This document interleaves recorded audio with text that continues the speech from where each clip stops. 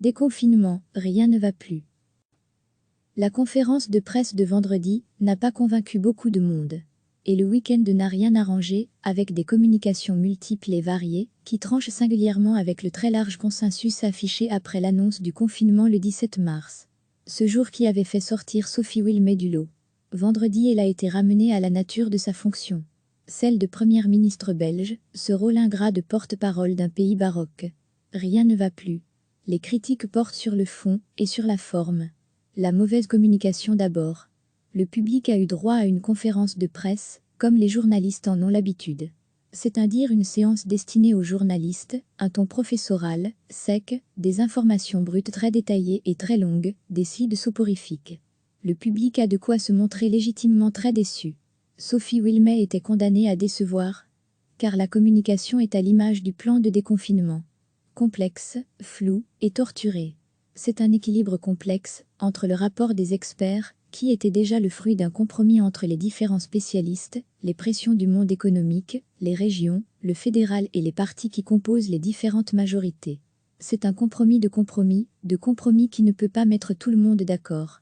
En particulier ceux qui, comme écolos, et même certains au PS et au CDH, regrettent que les contacts sociaux ne puissent reprendre qu'après les commerces. Rien ne va plus. Un enseignement de ce week-end, c'est que le déconfinement est loin d'être acquis. Le virologue Mark Van Ranst a rappelé que tout ce beau plan, en particulier la réouverture complète de commerce le 11 mai, n'aura pas lieu si le nombre d'hospitalisations reste au niveau d'aujourd'hui. Cette sortie a suscité la colère du patron du VOCA, patronat flamand, qui lui demande avec beaucoup d'élégance de se taire via Twitter. Mark Van Ranst lui a répondu tout simplement ni. L'échange illustre le bras de fer, qui reste encore largement à venir. Brasse de fer au pluriel. Brasse de fer entre experts, gouvernement et monde patronal, à propos des critères retenus pour décider oui ou non de rouvrir les commerces. L'extrême complexité du compromis cache mal les arbitrages qui restent à réaliser. Rien ne va plus. Autre flou, la question des masques. Le Conseil national de sécurité a annoncé via Sophie Wilmès garantir que chaque citoyen reçoive gratuitement au moins une protection en tissu normé couvrant la bouche et le nez. Oui, sauf que finalement non. Le ministre fédéral C.D.V. Koenigin, qui a en charge la logistique des masques, estime que ce ne sera pas faisable le 4 mai, le jour où ils deviendront pourtant obligatoires dans les transports en commun. On a aussi appris que c'était largement les communes et les régions qui allaient devoir aller au turbin, le fédéral s'occupant surtout des filtres. Les informations par rapport à la mise en place des équipes de suivi de contact, tracking, vont dans le même sens. Nous ne serons sans doute pas prêts à temps. Ce qui signifie que nous allons sans doute commencer le déconfinement à l'aveugle, ce qui est extrêmement risqué.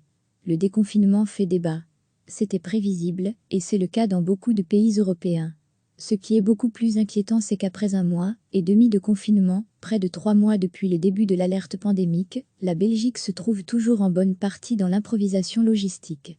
Le 17 mars, les autorités prenaient la mesure de la crise et donnaient l'impression de maîtriser la situation.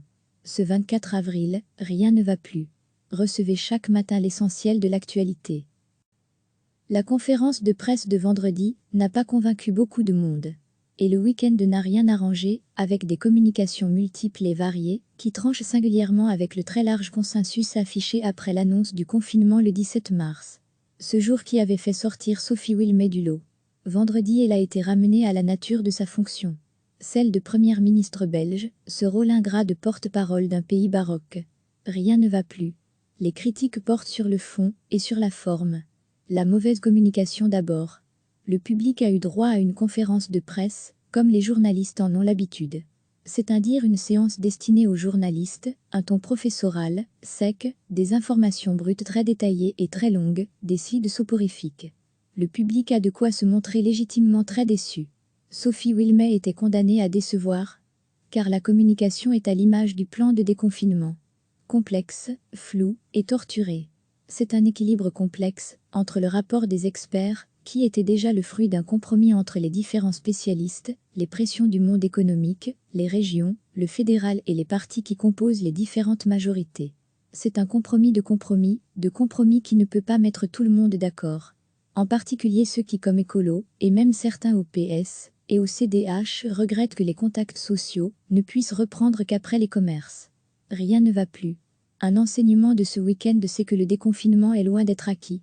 Le virologue Mark Van Ranst a rappelé que tout ce beau plan, en particulier la réouverture complète de commerce le 11 mai, n'aura pas lieu si le nombre d'hospitalisations reste au niveau d'aujourd'hui.